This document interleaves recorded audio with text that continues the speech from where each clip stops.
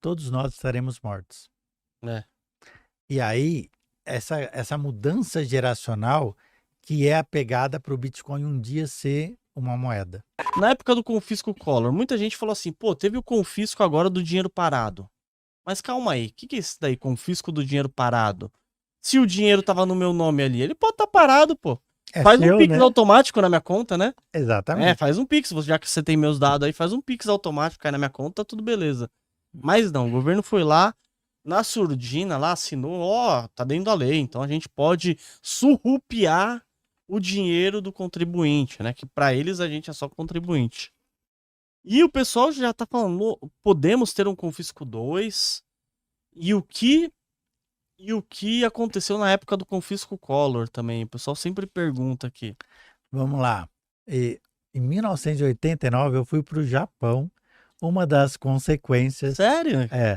Era justamente o confisco do Collor. Eu tinha 18 anos na época. Mas vamos entender o que foi feito. Existe um plano. A Alemanha, depois da Primeira Guerra Mundial, teve uma hiperinflação. A maior registrada na história. Eram 16 trilhões por cento ao ano. Era uma coisa assim, absurda. As pessoas usavam dinheiro queimavam dinheiro para fazer comida, que era mais barato do que comprar gás. Mas na época, o primeiro-ministro, o que seria o ministro da Fazenda lá, o que ele fez? Olha, nós temos aqui esse excesso de dinheiro de M2, não vale nada. Nós vamos reduzir isso em X%. E a partir daqui, o governo alemão não vai imprimir mais dinheiro, vai liberar os preços, e liberando os preços, eles se acomodariam conforme a demanda, e eles conseguiram sair dessa hiperinflação absurda. Em 2 anos, caiu uma inflação com menos de 1 dígito. É o exemplo de como tratar a hiperinflação no mundo. O único problema, que aí vale um parênteses na história, a gente sabe qual era o primeiro-ministro da Alemanha na época. Sabe? Que era? Não sei não. Adolf Hitler. Caramba, E isso é um dos fatos que fez o alemão médio fechar os olhos para a atrocidade. Do cara. Caramba, não sabia não. Ele simplesmente tirou eles dessa loucura, em 2 anos trouxe isso para baixo. Então, que é um absurdo, assim, né? O valor humano, o dinheiro não pode ser o valor humano. Mas pensa para você que estava num país que era assim... Quebrado e o cara salvou você, né? A loucura. Vamos supor, eu ia para uma fábrica, eu chego lá, vou trabalhar. Eu levava minha esposa. Eu só entrava para trabalhar se o cara me pagasse antes. Nossa, era assim? Porque a esposa pegava o dinheiro e ia correndo pro mercado. Já ia correndo, já. Porque no final do dia, o que ele recebia, ele não conseguia comer comida para jantar. Nossa, era assim? Essa loucura. Aí vem um cara, conserta isso, você fala, porra, esse cara, eu vou defender ele até a morte. E foi exatamente isso que levou a Alemanha a seguir essa loucura. Mas, pensa nesse modelo de liberar a economia, restringir a demanda, tirar M2 e com isso conseguir estabilizar. O Collor, quando entrou, fez pela metade a história. Ou seja, ele retirou M2 não da circulação, da emissão do governo, mas ele tirou das pessoas. Nossa. Eu não lembro mais qual era o valor, porque era cruzado, mas imagina o seguinte, independente do que você tem, amanhã todo mundo só tem R$ 1.500 na conta. Nossa, travou tudo, né? Travou tudo. Imagina, e aluguel? Você que paga aluguel, né? Imagina. Não, mas tudo. Imagina todo esse processo da noite pro dia. Foi num feriado, aí virou sábado, virou domingo, os bancos todos fechados, você chegou na segunda-feira, seu dinheiro não está mais lá. E isso, num primeiro momento, tirou uma inflação enorme que tinha no Brasil. Ela caiu porque caiu a demanda, mas o governo aqui continuou gastando dinheiro. À vontade. Para eles tudo. Exatamente. Tem carro na promoção, vamos comprar. E aí o que aconteceu? Você travou, destruiu a vida de milhares de brasileiros, né? Só por isso, todos os envolvidos deviam estar presos pro resto da vida. Quantas pessoas se mataram, quantas pessoas perderam tudo, Quebraram, né? quebraram. Porque o quebrar não é só o fato de um CNPJ quebrar. Frustração pessoal, traumas, Família destruída, né? um monte de coisa. E aquilo que eles deveriam fazer, que era parar de emitir dinheiro, não pararam. Olha, a Então, parte deles não fizeram. eu faço com a peça com o seu dinheiro. Eu É. não. Aí o que aconteceu? A inflação caiu, depois a inflação voltou.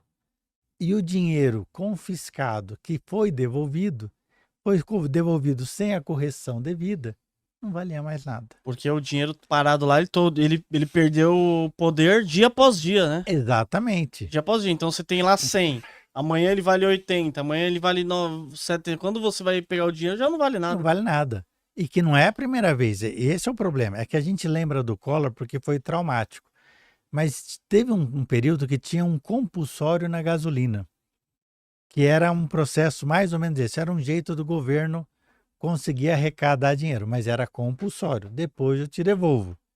Sabe quanto que o governo devolveu? Nunca. Nunca. A gente tem um histórico de calote.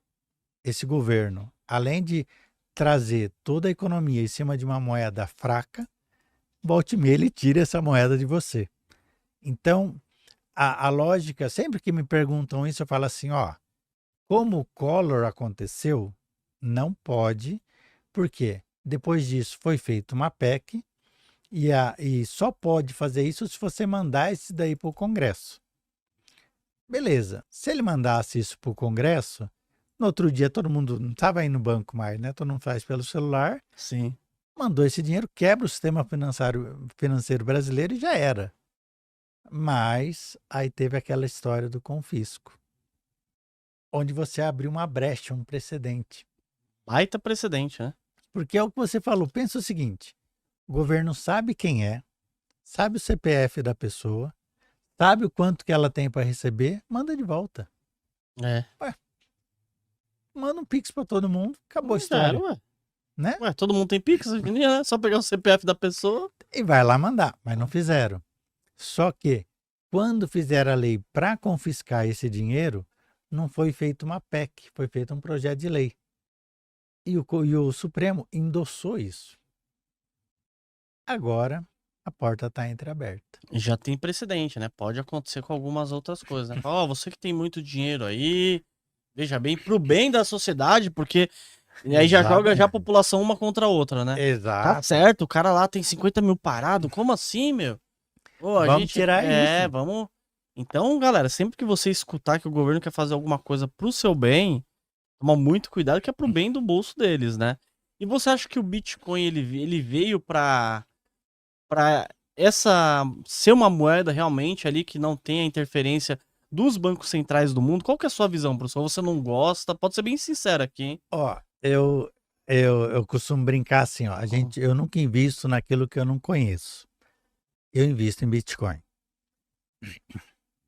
Mas eu sei que Bitcoin ainda não é uma moeda. Então, qual que é o conceito da moeda? Ela precisa ser divisível, aceita por todo mundo e ter a história dos juros. Os juros é o aluguel da moeda, de uma maneira bastante simplificada para o pessoal entender. Então, se eu te dou, eu te peço emprestado 10 mil reais hoje, eu não posso voltar daqui a 2 anos e te devolver 10 mil reais. Sim. Você tem que me pagar os juros desse período, que é o aluguel. O Bitcoin ainda não tem essa base. Mas essa história, né, que a gente nem sabe quem é o Satoshi, nem... Sim. Mas olha a genialidade. Começa em 2008. Bem na crise, né? Depois Bem na crise, que isso leva uma certa suspeita, que pode ser que ele estivesse dentro do governo e soubesse da crise. Né, pode ser instituições financeiras que conheciam o processo e colocaram o nome de alguém, mas pode não ser nada. Mas você cria uma moeda deflacionária, ou seja, cada vez produzindo menos. A base, né, se a demanda continuar constante, o tal do coeteris paribus, você vai ter naturalmente um aumento da moeda, que causa um efeito deflacionário. Mas o último halving, né, que é a produção cada Sim. vez menor, ele é em Um pouquinho, 2146 lá. Todos nós estaremos mortos. exatamente. E aí, essa mudança geracional que é a pegada para o Bitcoin um dia ser uma moeda. Porque, penso assim, eu tenho 2 moleques pequenos, que tá lá no Roblox, fazendo não sei o Sim. quê, comprando não sei o quê. Para quando eles se tornarem adultos, moeda digital é o normal, É o normal. né? Porque eles Verdade. já negociam entre eles na Já compra ali um joguinho, né? no As tal skins e tal. skin, tudo entre esse mundo virtual. E aí você tá falando assim, ó, daqui a 40 anos, todas as pessoas que estão no poder hoje estarão mortas. Verdade. E, e se você coloca 3 gerações, que seria 2140, ninguém vai lembrar o que é a moeda fiduciária. Verdade, pode. E aí você tem todo esse processo. Imagina o seguinte, você passa a ter a relação de moeda como era antes dos bancos centrais. Porque antes de ter Banco Central, eu cunhava a minha moeda de prata, você a sua do ouro, ele não sei o quê, ele não sei o quê, Negociava. e negociava de acordo com o quanto você via de qualidade em uma coisa ou outra. Só que a diferença é que a moeda cunhada por mim tinha o meu nome. Imagine se ela não tivesse o nome, você visse só pela qualidade. É isso que é uma criptomoeda. Mas será um processo. O que eu posso fazer? Eu invisto, eu quero que isso se torne um patrimônio, e vai se tornar, né? É natural isso, mas eu sei que não vai ser agora, vai ser um patrimônio e não uma moeda. Então é um patrimônio digital determinado pela demanda, mas não é uma moeda. Ela só se tornará uma moeda quando parar de ser produzida, quando terminar o último halving e eu começar a negociar. E aí, para que você me dê sua moeda, eu te darei juros. Sim. Aí fecha o ciclo. E aí é um outro mundo. Então é uma aposta assim genial, assim. Quando você lê o paper, você fala, cara, será que esse cara tá aqui ou ele veio do futuro e trouxe Da essa onde história? é, né? Não, e a época que ele fez isso também, né? Muito, é genial, Tipo assim, assim. não era uma época de tecnologia tão abundante, né? E o cara já.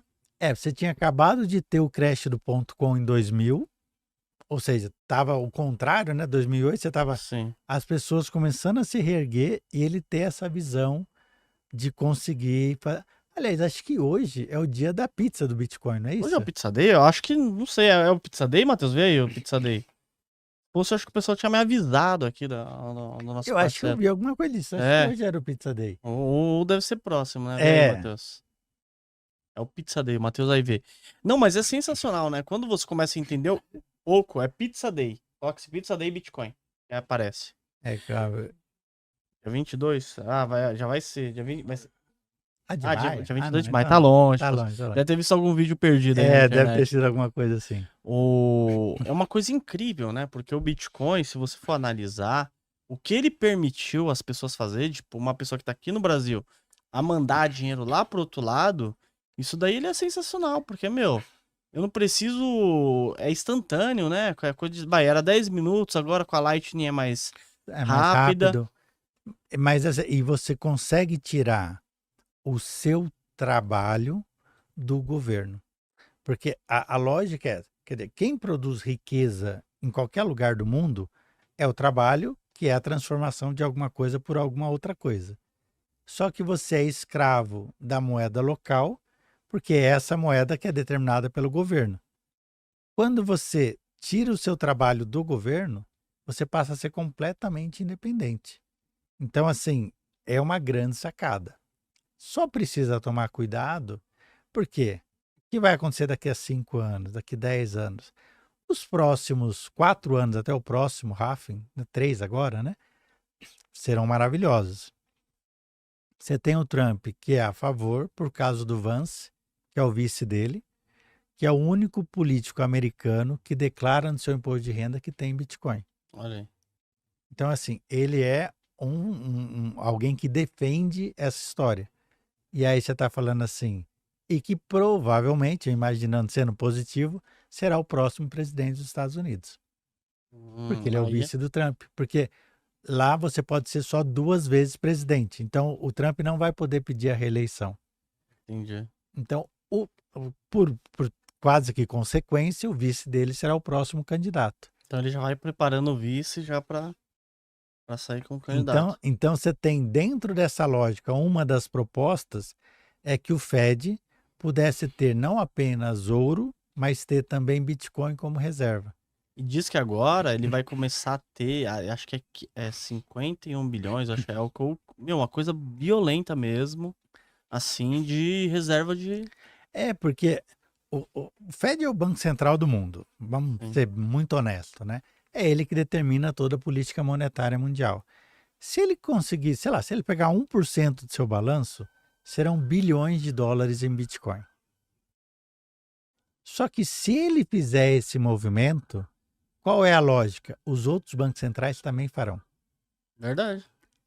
Se ele E tá fazendo, se né? ele está fazendo, alguma coisa tá. E aí, e como existe uma oferta escassa, com um aumento de demanda dessa magnitude, aí é surfar. A probabilidade é aproveitar e comprando aos poucos também, né, professor? Uma coisa que eu falo pro pessoal bastante aqui, eu falo, pô, você que abriu conta agora aqui na Coinex, entra lá, coloca R$100, R$200, R$300 e deixa.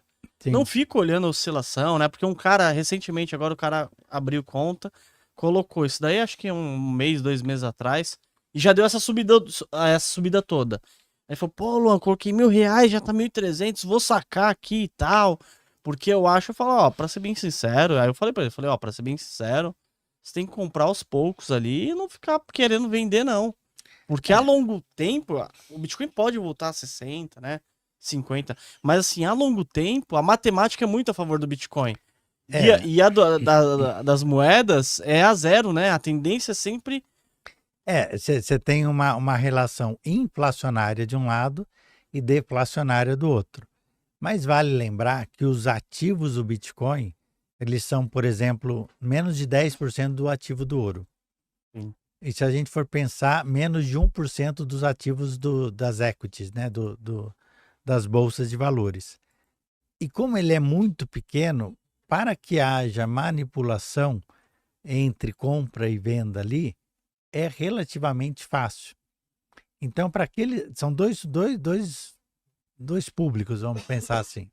Pode ser esse buy holding, que ele vai devagarzinho comprando, Sim.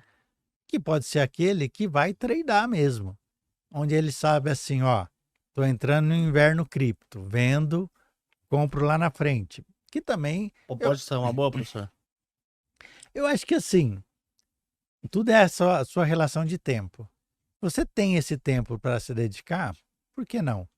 Né? Assim como você pode comprar e vender ações do BB, você pode comprar e vender Bitcoin.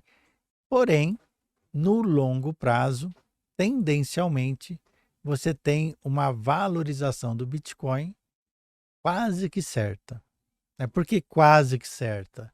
Bom, você tem problemas com relação à internet, você pode ter problemas com relação à restrição. Se fosse como é que é? A Kamala Harris lá, que tivesse ganho as eleições, nós íamos ter o oposto do que a gente está tendo agora. Né? Você ia ter uma Vai ficar negando, perseguição. Exato. E aí seria a hora de talvez vender, porque ia ter um inverno cripto ali. Entender o processo.